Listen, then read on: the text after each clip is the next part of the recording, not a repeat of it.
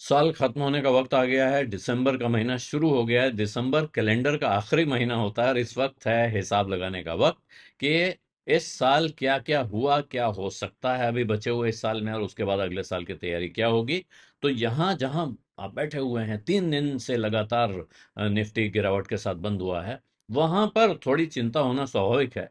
लेकिन भारत के दिग्गज wealth creator brokerage Motilal Oswal का कहना है कि यहां से अब निफ्टी एक नए अप ट्रेंड में, यानी कि तेजी के एक नए दौर में प्रवेश कर रहा है। और उसमें उसके जो मदद कर रहे हैं वो फैक्टर्स भी वो गिना रहे हैं, और साथ में उसके 4 बड़े कारण उन्होंने गिनाए हैं और 25 शेयर गिनाए हैं जिन पे पैसा लगाया जा सकता है। हुआ ये है कि निफ्टी का 3 महीने का जो रन है पिछला, वो काफी मजबूत है। इन 3 सेशंस को छोड़ दें जिनमें गिरावट आई, अगर उसको देखें, और जो नया हाई उसने बनाया 26,325.80 का, इसको देखते हुए मोतीलाल ओसवाल का कहना है कि यहाँ से एक नया अप ट्रेंड शुरू होगा, जिसका जिसमें जो कॉर्पोरेट अर्निंग्स में सुधार है उससे मदद मिलेगी। फिस्कल और मॉनेटरी मेजर्स जो सरकार ने उठाए हैं, जो कदम उठा रही है सरकार, रिजर्व बैंक, इन सब से मदद मिलेगी। और नवंबर का महीना निफ्टी ने 1.9% के सुधार के साथ बंद किया है, मंथ ऑन मंथ अगर देखेंगे।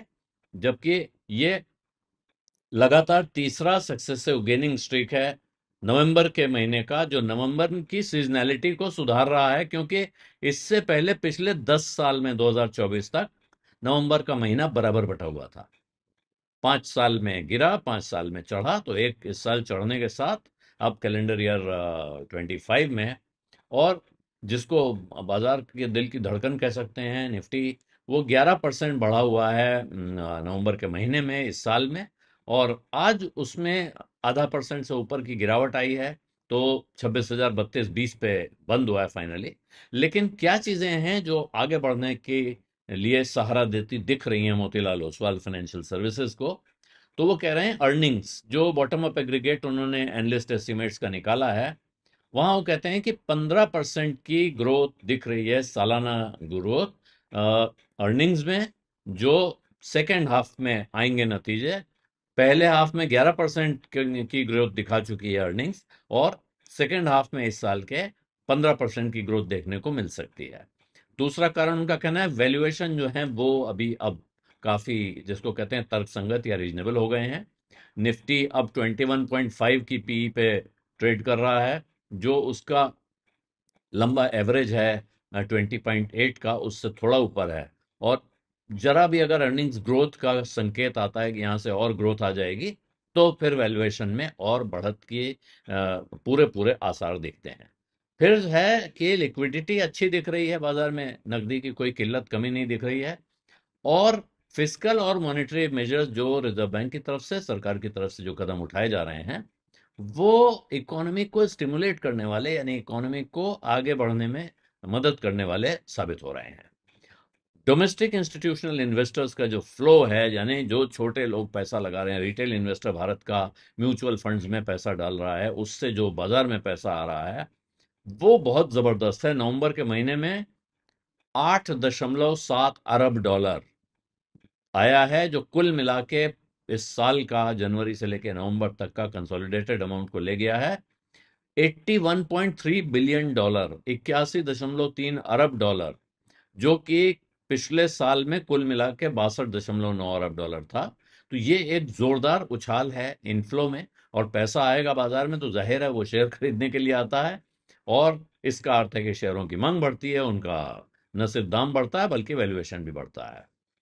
अब यहाँ कुछ मंदी के कारक भी दिख रहे हैं। उसमें है कि जो पिछले 12 महीने हैं, इसमें एमएससीआई का जो इंडिया इंडेक्स है, उसने एमएससीआई के इमर्जिंग मार्केट्स इंडेक्स को बहुत खराब तरीके से अंडर परफॉर्म किया है। लगभग जो एमएससीआई ईएम इंडेक्स है वो 27% बढ़ा है, और एमएससीआई का इंडिया इंडेक्स है सिर्फ 1% बढ़ा है। जबकि पिछले 10 साल में अगर आप देखेंगे, पिछले 10 साल का रिकॉर्ड ये है कि एमएससीआई का India index emerging market index के मुकाबले 68% ज्यादा रिटर्न देके गया है। तो ये एक चिंता का कारण दिख रहा है, इसमें बियर्स मजबूत होते दिख रहे हैं। फिर एफआईआई ट्रेंड्स का फिर वही है, नवंबर में भी एफआईआई ने बहुत, मतलब कहते हैं नाना करते आ गए, तो 0.04 बिलियन डॉलर $0.04 अरब, मतलब $4,000 का उन्होंने पैसा लगाया है। और इनफ्लो है, अक्टूबर 2025 में था $1.3 बिलियन, तो वहां उसके मुकाबले बिल्कुल ही लगभग न के बराबर है। और एफआईआईज ने जो पैसा बाहर निकाला है अब तक इस कैलेंडर ईयर में, वो $16 अरब से ज्यादा है। जबकि कैलेंडर ईयर 24 में टोटल जो आउटफ्लो था वो $1 अरब से भी कम था। बाजार को उम्मीद यह है कि अब अगर भारत और अमेरिका के रिश्ते सुधर जाते हैं तो यहां से फिर इस परिस्थिति में सुधार हो सकता है। अब वो उन्होंने एक मॉडल पोर्टफोलियो बनाया हुआ है जिसमें फिर वो हेरफेर करते हैं। तो इस वक्त उन्होंने इंडिया की आईटी सर्विसेज को माइल्ड ओवरवेट कर दिया है। थोड़ी पोजीशन उन्होंने कंज्यूमर डिस्क्रिशनरी और हेल्थ केयर में कम की है। और जिन सेक्टर्स को प्रेफर कर रहे हैं वो पोर्टफोलियो के लिए, वो हैं diversified financials, IT services, automobiles, telecom और कैपिटल गुड्स।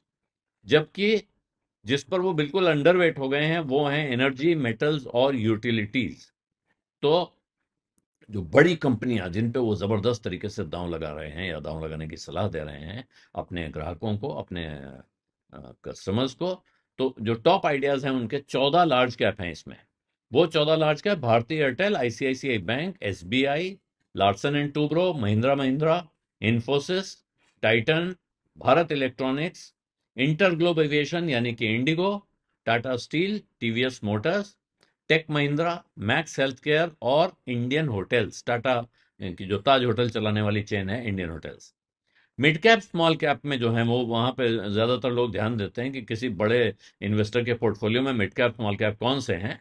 तो यहाँ जो मिड कैप स्मॉल कैप है उनके, उसमें Swiggy, Dixon technologies, Suzlon energy, Jindal stainless, Coforge, Angel One शामिल है, रेडिको खेतान है, केन्स टेक्नोलॉजी है, डिलीवरी, वीमार्ट रिटेल और वीआईपी इंडस्ट्रीज। तो ये उन्होंने 25 शेयर बताए हैं, 4-5 सेक्टर बताए हैं, साथ में कारण कारक बताए हैं। लेकिन जो मतलब की बात है वो ये है कि यहां से उनको एक नई तेजी का दौर शुरू होने के सारे आसार नजर आ रहे हैं। और इसका मतलब ये हुआ कि वो नए साल के पहले या नए साल में खरीदारी करने की सलाह दे रहे हैं। ये सलाह साफ साफ इस जगह लिखी हुई नहीं है, लेकिन इसका मतलब ये है कि वो एक पोर्टफोलियो रीजिग अगर करते हैं तो ये शेयर्स उनके पोर्टफोलियो में आ रहे हैं। ये एक मॉडल पोर्टफोलियो उनकी नजर में है जिसमें पैसा लगा के उस तेजी की नई लहर का फायदा उठाया जा सकता है।